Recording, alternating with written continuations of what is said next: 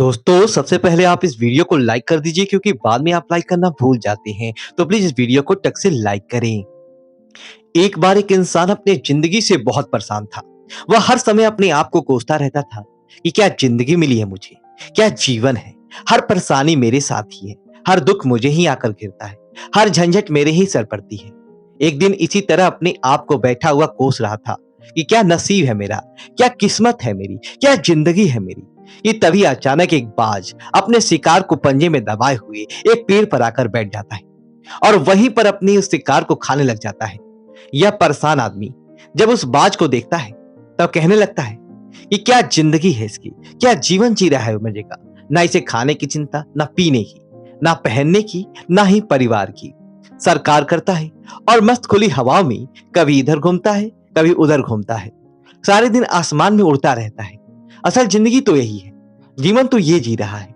और फिर वह आसमान की तरफ देखकर जोर जोर से चिल्लाता है कि काश मैं ये भी बाज होता तो मुझे भी कोई दुख ना होता, मुझे भी कोई परेशानी ना होती।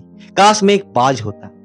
जब वह 2 से 3 बार जोर जोर से चिल्लाता है कि काश मैं भी एक बाज होता तो मुझे कोई दुख ना होता, मुझे कोई परेशानी नहीं होती, तो अचानक आसमान में बिजली कड़कने लग जाती है और आसमान से आवाज आती है कि हे इंसान, क्या यह मैंने सच सुना कि तू हमारी जीवी जिंदगी से परेशान है और तू एक बाज बनना चाहता है। तो इस आकाशवाणी को सुनकर यह इंसान हैरान रह जाता है और आसमान की तरफ देखकर कहता है कि हाँ, मैं सच में अपनी जिंदगी से बहुत परेशान हूं, क्योंकि हर परेशानी मेरे साथ है, हर दुख मुझे ही है, हर तकलीफ मेरे ही साथ है। तो आसमान से फिर आवाज आती है कि हे इंसान, एक बार फिर सोच ले, हमने तुझे बड़ी प्यारी जिंदगी दी है, लेकिन अगर फिर भी तू चाहता है कि हम तुझे बाज बना दे तो हम तुझे बाज बना देंगे। लेकिन अगर एक बार हमने तुझे बाज बना दिया तो फिर हम तुझे बाज से इंसान दोबारा नहीं बनाएंगे। तो यह आदमी तुरंत जवाब देता है कि मैंने अच्छी तरह से सोच लिया है कि मुझे बाज ही बनना है, और एक बार बाज बनने के बाद मैं दोबारा कभी नहीं कहूंगा कि मुझे इंसान बनना है। तभी ऊपर से एक आवाज आती है कि जैसा तुम्हारी इच्छा, और वह इंसान बाज बन जाता है। बाज बनते हुए इंसान खुली हवा में उड़ने लगता है। कभी उड़ता हुआ इधर चल जाता है, कभी उड़ता हुआ उधर चला जाता है और सोचता है क्या मजे की जिंदगी है। असल जिंदगी तो यही है, ना कोई चिंता, ना कोई परेशानी, ना कोई डर, और सारा दिन ऊंचे आसमान में उड़ता रहता है। 2-3 मिनट पंख मारता है, उसके बाद पंख मारना बंद कर देता है और लंबे समय तक हवाओं में तैरता रहता है।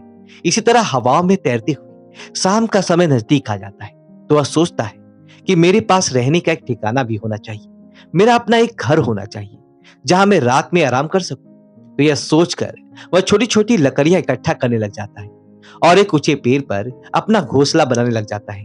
एक एक लकड़ियां इकट्ठा करके वह अपने लिए एक सुंदर सा घोंसला तैयार कर लेता है और रात में उसी में सो जाता है और सोचता है सुबह उठकर शिकार भी करूंगा और सुबह उठकर फिर से मौज मस्ती भी करेंगे, खुली हवाओं में उड़ेंगे। सुबह होते ही वह शिकार की तलाश में निकल पड़ता है। हवा में उड़ता रहता है, ऊपर से जाकर देखता है कि कहीं जमीन पे मुझे कोई शिकार नजर आए तो मैं तुरंत जाकर उसे दबोच लूं और वहीं पर खा लूं। लेकिन उसे कोई शिकार नजर नहीं आता। काफी समय बीत जाता है, वह लगातार ऊंचाई से शिकार को ढूंढता रहता है, लेकिन उसे कोई शिकार नहीं मिलता। फिर वह पास ही एक जंगल होता है, उस जंगल में चला जाता है। वह सोचकर कि शायद वहां कोई अच्छा सा शिकार मेरे हाथ लग जाए। यह जंगल के ऊपर उड़कर शिकार को ढूंढता रहता है, जंगल के अंदर जाकर भी शिकार को ढूंढता है, लेकिन वहां पर भी शिकार नहीं मिलता। शाम का समय नजदीक आ जाता है तो मायूस होकर वापस अपने घोंसले की तरफ लौट रहा होता है कि रास्ते पर थक कर एक पेड़ के ऊपर बैठ जाता है। जब वह उस पेड़ के ऊपर बैठा होता है तो उसकी नजर एक बीमार चिड़िया पर पड़ती है जो कि घायल अवस्था में होती है। यह तुरंत जाकर उसको दबोच लेता है, उसके पंख निकालकर अलग कर देता है और उसे खा जाता है। उस चिड़िया को खाने के बाद वह अपने घोंसले की तरफ उड़ जाता है और रास्ते में सोचता है कि चलो बीमार चिड़िया ही सही, लेकिन कुछ तो खाने को मिला। वह अपने घोंसले पर पहुंचकर आराम करने लगता है और सोचता है कि सुबह एक अच्छा सा शिकार पकड़ूंगा और अपने भूख मिटा लूंगा। जैसे ही सुबह का प्रकाश होता है यह निकल पड़ता है अपने शिकार की तलाश में। हवा में उड़ता रहता है, लेकिन आज फिर कोई शिकार इसके हाथ नहीं आता। काफी समय बीत जाता है, यह ऊंचाइयों पर जाकर अपने तेज नजरों से शिकार को ढूंढने की पूरी कोशिश करता है, लेकिन इसे कोई भी शिकार नजर नहीं आता। फिर यह पास के कुछ जंगल की तरफ चला जाता है, लेकिन उसे वहां पर भी कोई शिकार नहीं आता। इसी प्रकार पूरे दिन उड़ते उड़ते शाम का समय नजदीक आ जाता है तो यह निराश होकर वापस लौटने लगता है और रास्ते में एक पेड़ पर आकर बैठ जाता है। सोचता है शायद यह फिर कोई बीमार चिड़िया मेरा इंतजार कर रही हो। लेकिन हर बात किस्मत मेहरबान थोड़ी होती है। आज इसे कोई बीमार चिड़िया नहीं मिलती। यह थक हार कर वापस अपने घोंसले की तरफ चल पड़ता है और घोंसले पर पहुंचकर भूखा प्यासा ही सो जाता है और सोचता है कल सुबह एक बड़ा शिकार पकड़ूंगा और आज की भूख भी मिटा लूंगा। रात को अपने घोंसले में सोया हुआ होता है, गहरी नींद में होता है कि तभी एक भयानक तूफान आता है। इस तूफान की हवा इतनी तेज होती है कि इसके घोंसले को उड़ाकर एक जगह फेंकती है और इसे कहीं दूर दूसरी जगह फेंकती है। तो ये जहां पर गिरता है वहां नीचे एक नोकदार लकड़ी पड़ी होती है जो इसके पंजे में गड़ जाती है और इसे बुरी तरह घायल कर देती है। तूफान के रुकने के बाद बारिश शुरू हो जाती है। तेज बारिश होती रहती है पर यह किसी तरह से पेड़ों के नीचे छुपकर बैठा रहता है। बड़ी मुश्किल से इसकी रात कटती है। जब सुबह होती है तो बारिश रुक जाती है। बारिश के रुकते ही चारों तरफ खुशियां छा जाती है, चारों तरफ हरियाली छा जाती है। नदियों और झरने तेजी से बहने लगती है। सब कुछ फिर से पहले जैसा हो जाता है। लेकिन यह बाज अब पहले के जैसा नहीं रहा। इसका पांव बुरी तरह से घायल हो चुका है। इसके पंजे में जो लकड़ी लगी थी उसकी वजह से इसका पंजा बुरी तरह से छत विछत हो गया है। और मैं आपको बता दूं कि बाज का जो पंजा होता है वह उसके शिकार को पकड़ने के लिए सबसे जरूरी होता है, क्योंकि बाज अपने पंजों से ही अपने शिकार को पकड़ता है, दबोचता है और फिर अपने चोंच के माध्यम से नोच नोच कर खाता है। लेकिन अगर इस बाज का पंजा बुरी तरीके से घायल हो चुका था, अब यह पिछले 2 दिनों से भूखा भी था। यह शिकार की खोज में थोड़ा उबता है कि शायद फिर कहीं कोई बीमार चिड़िया इसे मिल जाए। लेकिन कहां बार बार कोई बीमार चिड़िया मिलने वाली थी। कुछ देर तक उड़ता है लेकिन फिर भूख और तर्क के मारे थक कर एक पेड़ पर आकर बैठ जाता है। वह पेड़ पर आकर बैठ तो जाता है लेकिन उसे पता नहीं था कि यहां पर एक और मुसीबत उसका इंतजार कर रही है। और वह मुसीबत यह थी कि वह 8-10 कौवों का एक झुंड मिलकर इसे परेशान करने लग जाते हैं। इसके ऊपर आकर इसके घाव पे चोंच मारने लग जाते हैं। उन्हें भी पता चल जाता है कि यह बाज घायल है और भूख की वजह से कमजोर भी है।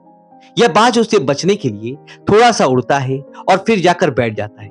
उनसे पीछा छुड़ाने का प्रयास करता है लेकिन फिर इसके पीछे आ जाते हैं। तो यह फिर उड़कर थोड़ी दूर चला जाता है लेकिन उसका पीछा नहीं छोड़ते और बार बार इसके पास आकर इसे परेशान करते हैं। कौवे अक्सर बाज के साथ ऐसा करते हैं लेकिन फिर बाज भी उनके साथ एक खेल खेलता है।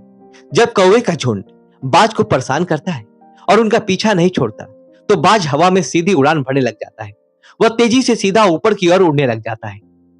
कौवे भी उसके पीछे होते हैं लेकिन कुछ देर तक उड़ने के बाद कौवे ऐसी ऊंचाई पर पहुंच जाते हैं जहां पर उन्हें ठीक से सुनी मिल जाती है और उनका दम घुटने लग जाता है, उनकी सांस रुकने लगती है। तो फिर वहां से ऊपर नहीं जा पाते, पर क्योंकि बाज तो बादलों से भी ऊपर उड़ सकता है इसीलिए वह तो ऊपर चला जाता है।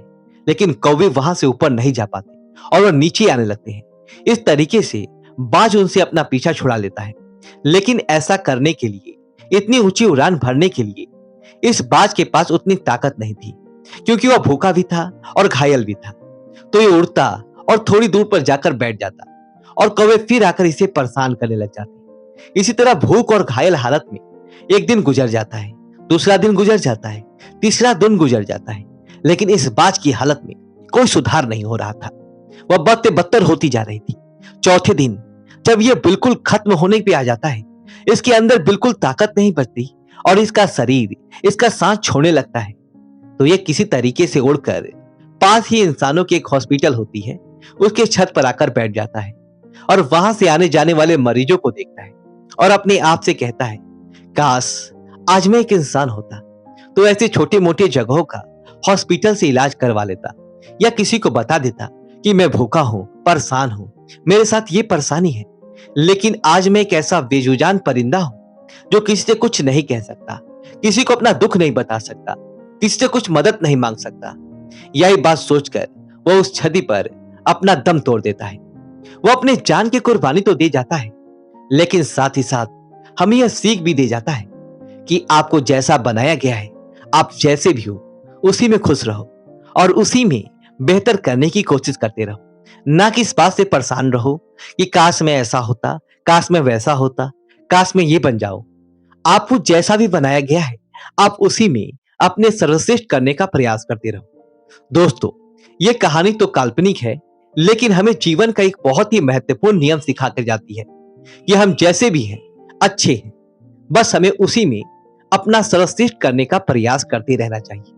दोस्तों वीडियो को लाइक करें और कमेंट बॉक्स में ओम नमः शिवाय लिखें और हमारे चैनल को सब्सक्राइब करें। धन्यवाद दोस्तों।